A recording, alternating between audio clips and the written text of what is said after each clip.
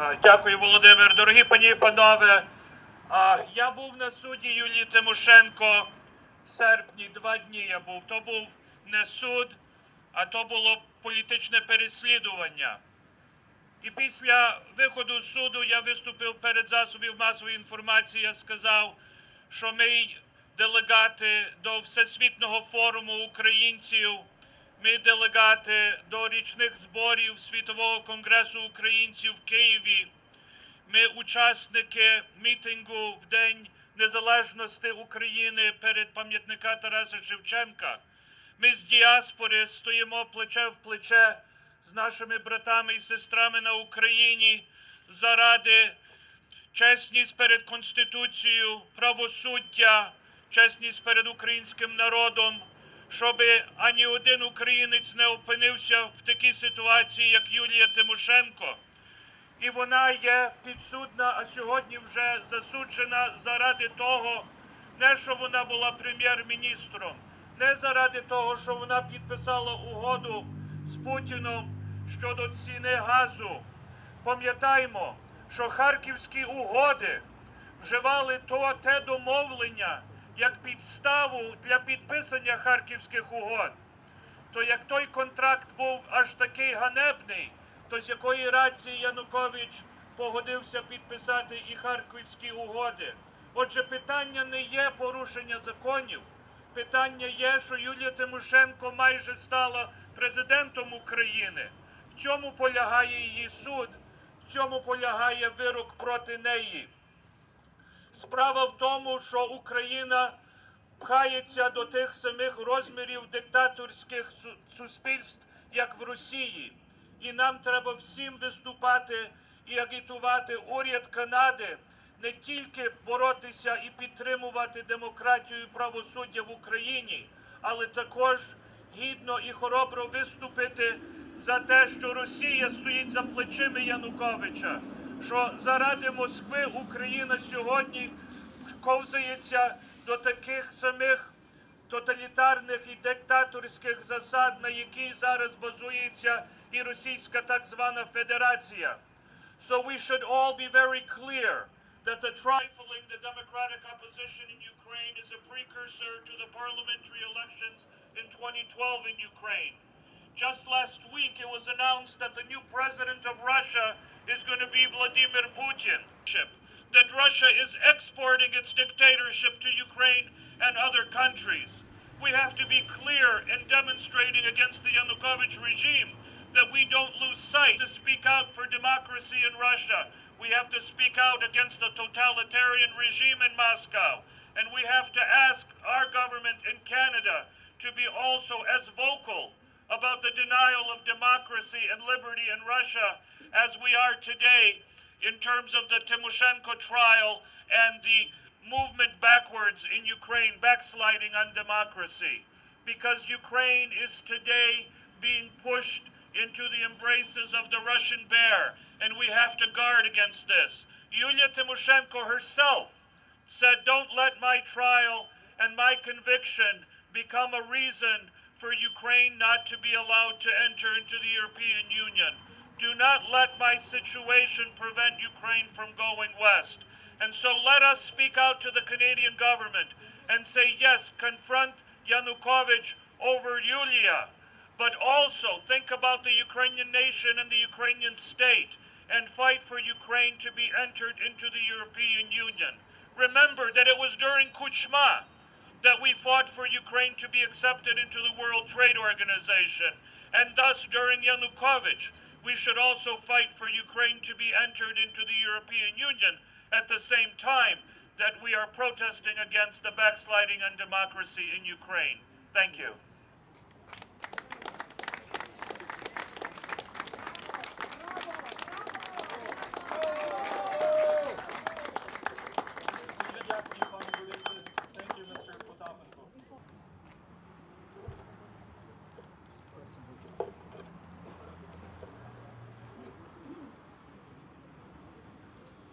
I remember many other evenings in different locations, 25, 30, 35 years ago when your flag and the flags of the Baltic states flew together as we protested against precisely this: political prisoners being punished only for wanting their rights.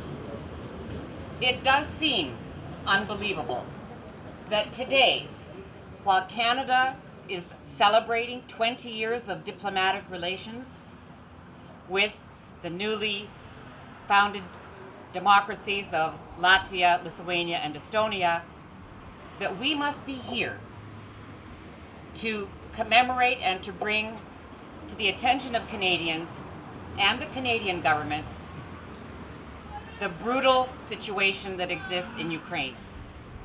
We work very closely together with the Ukrainian community.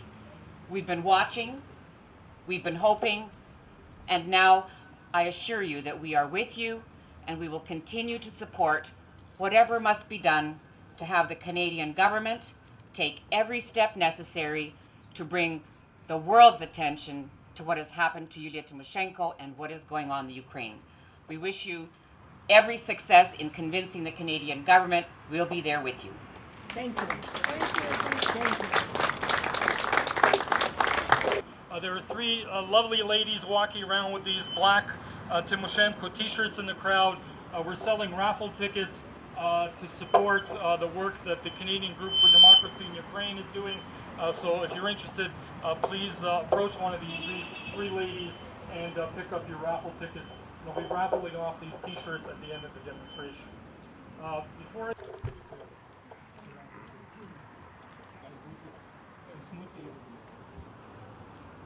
Я виступаю перший раз в такому чомусь.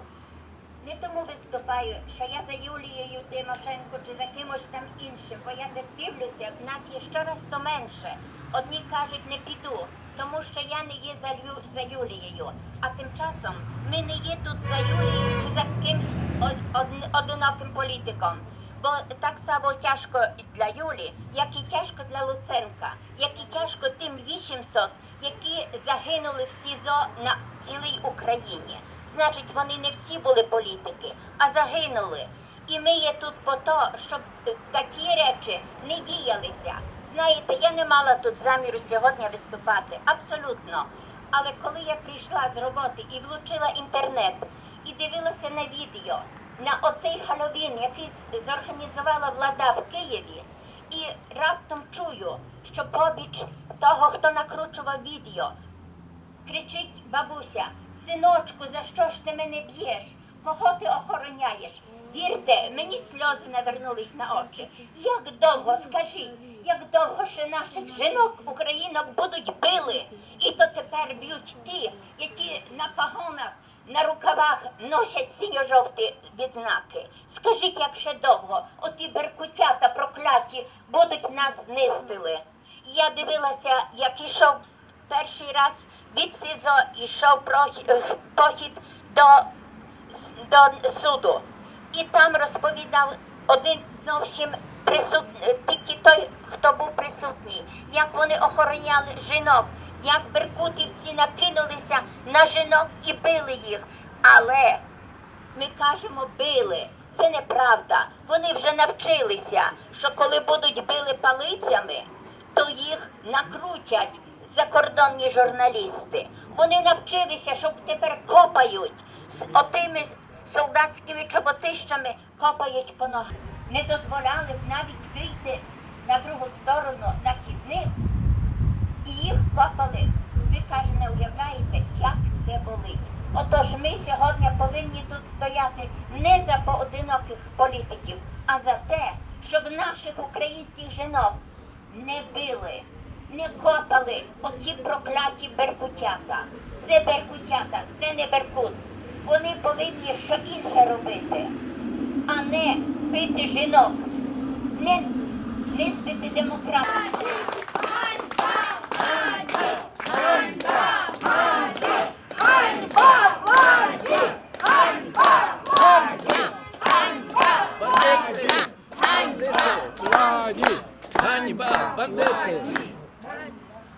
Thank you. Дуже дякую, пані Назаревич, за вашу доповідь. Unfortunately, I don't think he's here yet either. He was on the way traveling from Quebec, unfortunately. But he sends his regards and wishes everybody the best. Tonight is former Liberal MP of Parliament, Mr. foorage, and I'd like to invite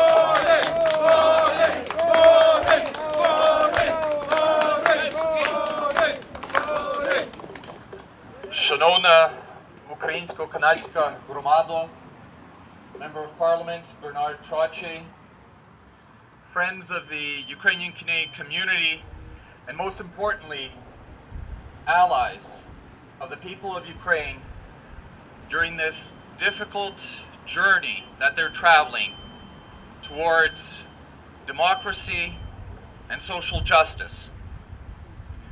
Шановна громада, скільки десятків років наші діди, наші батьки і скільки між нами збиралися на демонстраціях, на мітингах перед радянським посольством, кремлінським консулятом тут в Торонті.